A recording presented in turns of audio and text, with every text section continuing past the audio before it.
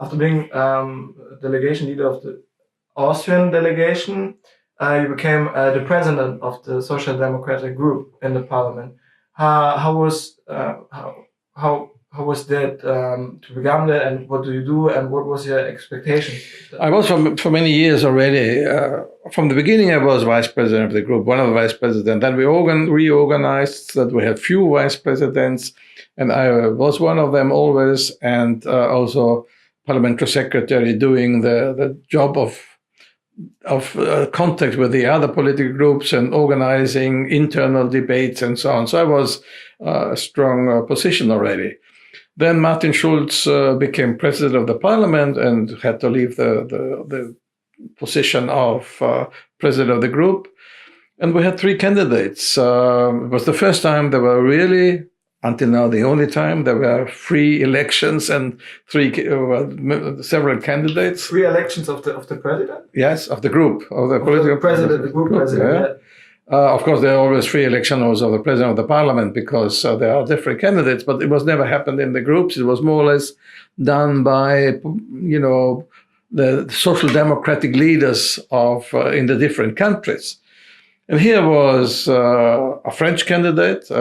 She was mayor of Strasbourg, and she was also minister in the cabinet of Jospin.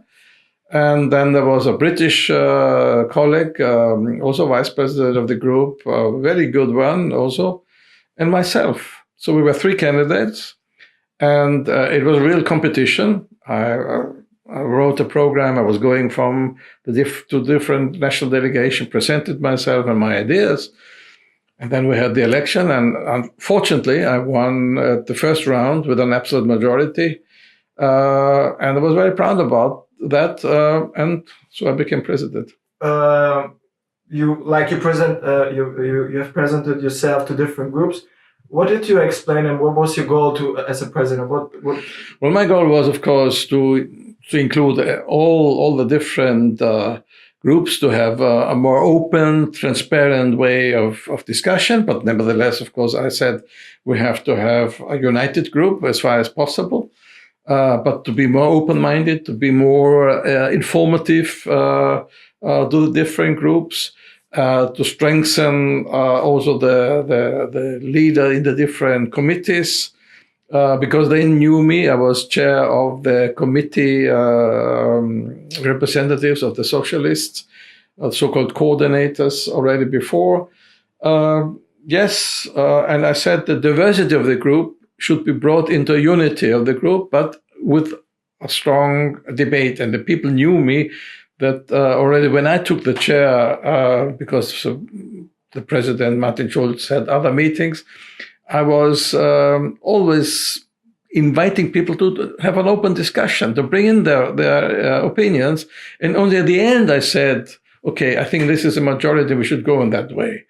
I was leading not in the sense like Martin Schulz did, who did it in a very strong way. He stayed from the beginning what he wanted to have. Some people like that, of course, and this was also a way to do it. I don't say it's negative. My way was more indirect. First, let them discuss, and then I tried to make a conclusion out of it, of course, also with my own ideas and my own aims I had. But this is a different kind, a different style. I presented that style, and of course I had many of the Eastern European countries on my side because I was very much engaged in enlargement. So I think most of the Eastern Europeans, they voted for me. What's the leadership style of the current group president? I cannot decide because I'm not president, no longer a member of the parliament. So it's a different way. Many things changed in European Parliament. I think basically it's more loose, it's less cohesive, it's people are not so much trying to find a common line, is my impression, but I cannot judge about, and I never would do about my successors. I always had this principle: don't speak about your successor.